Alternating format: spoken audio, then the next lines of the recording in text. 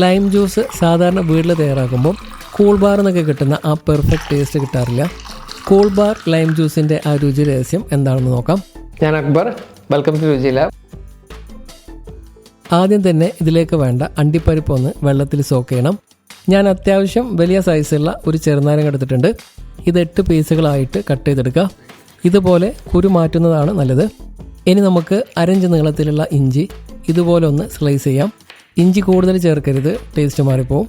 ഇനി മിക്സിയുടെ ജാറിലേക്ക് സോക്ക് ചെയ്ത അണ്ടിപ്പരിപ്പും ഇഞ്ചിയും ചേർത്ത് നല്ല ഫൈനായിട്ട് അടിച്ചെടുത്തിട്ട് ഇതിലേക്ക് നല്ല തണുത്ത വെള്ളം ഒഴിച്ചു കൊടുത്തിട്ട് മധുരത്തിന് വേണ്ട പഞ്ചസാരയും ചേർത്ത് വീണ്ടും നന്നായിട്ട് അടിച്ചെടുക്കുക.